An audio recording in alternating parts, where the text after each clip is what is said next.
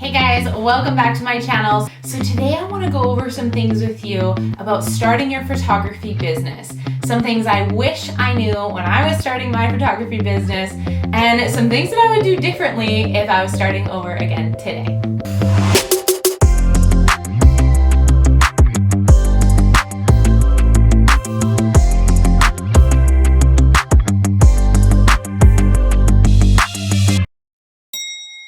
So the number one thing we really have to talk about getting started is, do you have the basics? Now, obviously the basics mean, do you have a camera with a lens and a computer with some editing software? Those are really the four things that are the most important with getting started. Now, if you don't have a camera yet, what I would recommend investing in first and foremost is actually a mirrorless camera. Now, there are some really affordable options out there nowadays that'll give you an entry-level, full-frame mirrorless camera at a pretty reasonable price. The reason I recommend going mirrorless first and foremost is that is just the direction that the photography industry is going right now. You are way better off starting with a mirrorless than trying to upgrade your gear later on, switching out all your lenses, and really just having an investment that is unneeded when you can just start your business off with a good entry-level mirrorless camera at a reasonable price. Now, for some mirrorless entry-level cameras that I would recommend, I will link some below, so you can go ahead and check those out. Now, obviously, what matters more than your camera body is going to be the lens that you choose. When I first started, I just had the kit lens that came with my camera, and I really struggled with trying to get this look and desire that I really wanted for my photos. I love having a nice bokeh background where it's almost like your subject pops off the back and it's nice and blurry behind them. And how you get that is by using a low aperture like 1.8 or 2.0. And so that really was the style that I was trying to go for, but because I was using my kit lens that only went down to an aperture of about 4, it became really challenging to get the desired look that I wanted in my photos with a lens that was really holding me back. What I would recommend for a really versatile starting out lens is a 50mm 1.8. This is one of my favorite portrait lenses. It honestly never leaves my camera.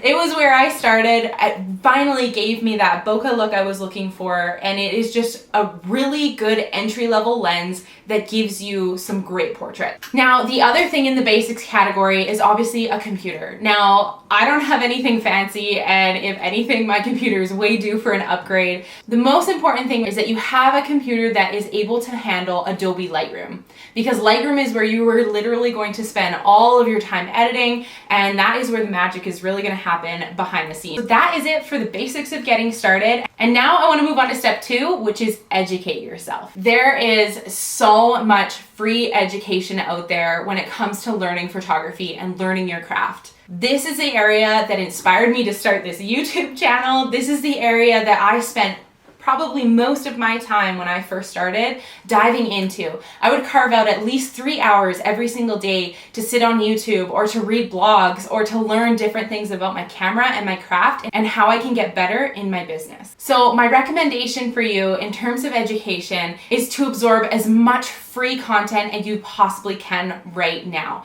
So follow, like, subscribe to all your favorite educators, absorb as much as you can, mark it in your calendar, and keep that appointment with yourself so that you can move forward faster in your photography business and ultimately start making profits sooner rather than later. The other thing that I would highly recommend, which is something that I wish I did earlier on in my career, is to invest in education. I can't tell you the difference it made when I finally bought my first course and just dove in head first. The things that I learned overnight were instrumental in changing my style and fixing the things that I was frustrated with in my business.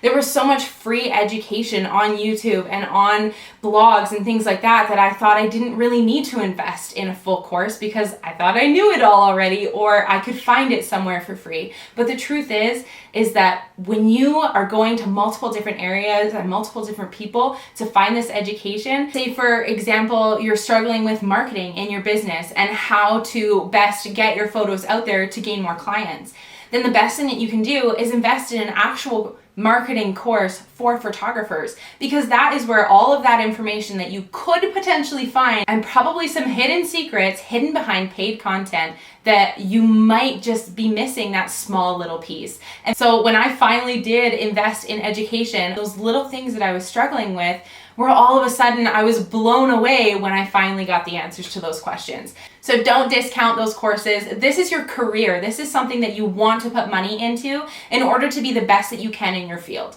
So now that you know how to best educate yourself, it's time to move on to step number 3, which is to get organized. Now, in any business that you go into, it is so important that you keep yourself organized. There are some business owners that do things in chaos, and then there's some that thrive in just that organization. And organization is more than just keeping your desk clean. It has more to do with having a really strict workflow that helps you get through your day, that helps you start your day more than anything else.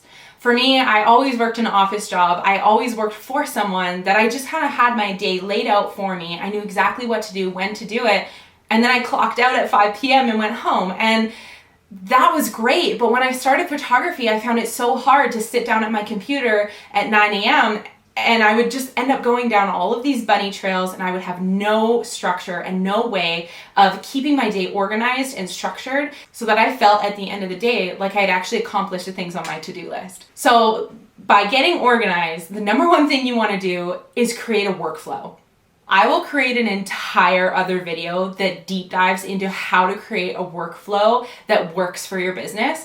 But for right now, I suggest getting a sticky note, writing down the things that you have to do at the very beginning of your day so that you know that if your mind starts to wander and you start to go down bunny trails, you at least have that sticky note right beside you that can get you back on task quickly. The other thing with getting organized is your calendar. Now, I use a calendar system with my husband because we have 2 little kids and the schedule is crazy. I've got sessions over here, we've got kid stuff over here, we've got our own stuff. So we use an app called TimeTree, and it is such an amazing free calendar that links to each other. So when I put an update in, my husband automatically gets a notification saying that day is booked. But not only that, it helps us with our grocery lists or anything that we have going on in our day that we need to communicate with each other. That app is our lifeline. We could not function in our home without it. So that calendar is my digital form of calendar. I also have a paper calendar that holds everything as well. And so having everything mapped out on a calendar for me is crucial because there is a lot going on in my life. And if it's not on the calendar, it is not happening. The other thing that you should take into consideration with your calendar is having a workday calendar. And that means putting appointments with yourself in there. That means putting things like answering emails and when you're going to be doing your editing and when you're going to be doing specific things for your business. You might not have an appointment with your client, but you need to have that in your calendar so that you can be sure to make time for it so that it actually does get done.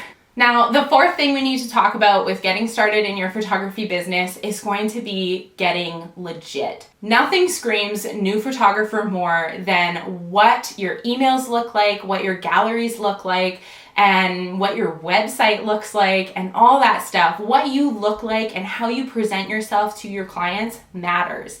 If you don't look legit, they're not going to trust you with their most cherished moments of their life that they want captured. So obviously the most important thing that you want to do is to get your business license. Now this is where I'm from, this process is done differently. I live in Canada, so you want to make sure that you go to your registry office and you ask them what specifics you need for the type of business that you're starting, which would be a photography business. Here in Canada, it's a sole proprietorship, and that was really simple to do through my registry office. And I also made sure to get business insurance alongside with that. That was something that I did later on, and I actually found out from a venue, which was super embarrassing, that that was something I needed in my business. So you want to make sure that you are legally allowed to run your business, but you also want to make sure your website looks great. Now, I had a few different websites when I was first starting out. I really decided to go with the free route at first, and I regretted it. And I ended up finding that that free website didn't actually grow with my business, and I had to start from scratch in one of the busiest seasons I had ever had, which was so painful and caused me so many headaches. So one program that I would recommend going with is Showit for your business website. They are so user-friendly, their customer service is amazing, and there are literally so many templates that you can use that are already laid out for you. And what I find with Showit is it really is photographer friendly. So you don't have to worry about the sizes of your images or anything like that. It is just all done for you. And you can get a pre-made template for free as well on Showit. They have quite a few options for you. So you can go and browse their website and find out for just a couple $100, you can actually get started with a great website that looks so good. Now, the other thing you want to consider is a client management system. Now, I use a program called Honeybook, and that has all of my contracts, all of my invoices, and it keeps all of my emails and all my client information in one little spot. And it is just so much easier for me to find what I'm looking for, and it keeps all of my clients' information organized for me so that I know exactly what step of the process they are in at any given time. Now, in terms of delivering your photos, this was something when I was first starting out that I really struggled with figuring out what program to use. Now, currently, I use a program called PicTime, and the reason I lean towards PicTime is because I found it affordable, but I also found it really easy to link my gallery shop, which is a place where my clients can go and download prints and albums and canvases all by themselves, but I actually get a percentage of the commission for it. So now that you look legit and you are ready to take on the photography business as a professional photographer, it is time to market yourself. Now, there are so many different ways to do this, and I will be honest, I can't say I am a specialist in this area, but I can tell you what I did and what works for me. Now, the number one way that you're going to market yourself is during a session, is during a wedding, is the way that you talk to your clients. What makes you special? What is it that you do for your clients that no one else does?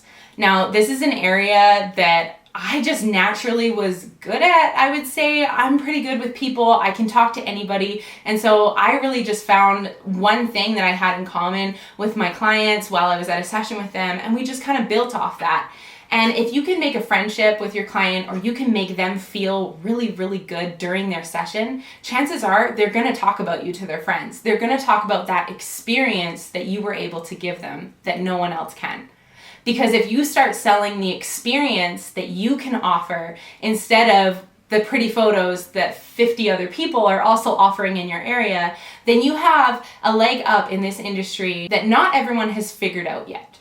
So obviously that is the number one way that you can market yourself during your sessions, but how do you get those sessions? So for starters, I want to talk about social media. Now, this is such a huge area, and I would recommend checking out YouTubers like Vanessa Lau. She is a specialist when it comes to the social media world, whether it's Instagram, TikTok, YouTube, things like that. She has such a great channel, and I'll link that down below because I think she is just amazing. But my advice to you as a photographer who's just starting out is to pick one social media platform that you know really well, that you feel comfortable on, and I would start running with that. If you start trying to do Facebook and Instagram and TikTok and YouTube and podcasts and all this stuff, you're going to find yourself in too many lanes, and you're not really going to be great at any one of them.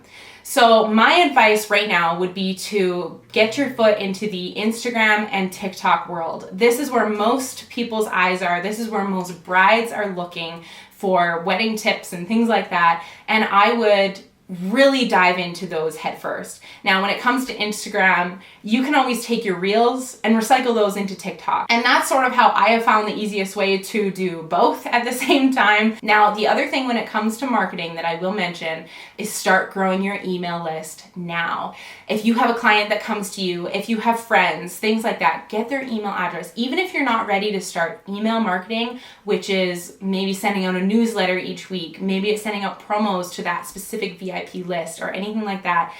If you start that now, even if you're not ready to send your first email, you will at least have something built that is in hard copy that belongs to you, that doesn't belong to TikTok or Instagram or Facebook or any of those industries for a client list.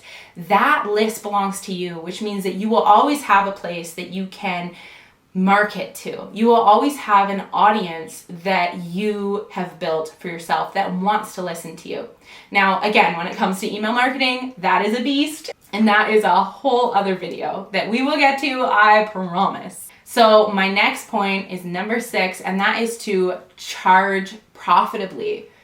I can't tell you how many newbie photographers come into this industry charging $50 for mini sessions that are not mini sessions, and it really is just disqualifying you before you're even able to qualify yourself. So if you're not sure where to start your pricing, you need to run your cost of doing business. And I will have an entire other video for that as well. But if you don't know how much it costs to run your business, then it's really hard to figure out how much you should be charging. Finally, number 7, get clients.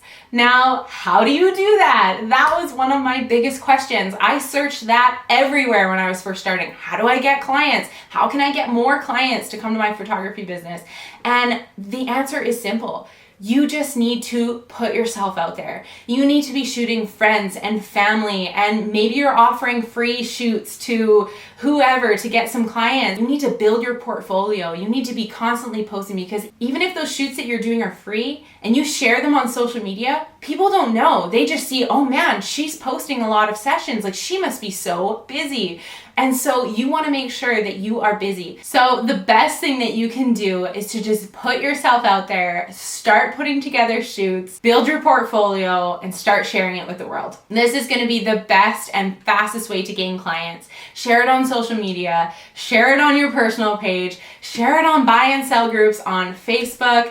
Put yourself out there and start to grow your craft. And I promise you will start getting inquiries. If you found this video helpful and you want to learn more about my photography journey, then take a look at the video from last week. It is my story on how I started my photography business on a broken iPhone. Please be sure to like this video and subscribe if you want more information about how to build your photography business, because this is a place where I just want to inspire and educate you guys so that you can go on this photography journey with confidence and build your own profitable photography business. If there are things that you are unsure about or that you want to learn more about, please let me know in the comments below, because I would love to make videos that you guys actually want to know things about. So let me know which area you would like me to expand on, or if there's an area just out of the blue that you want to know more about. I will see you guys next time.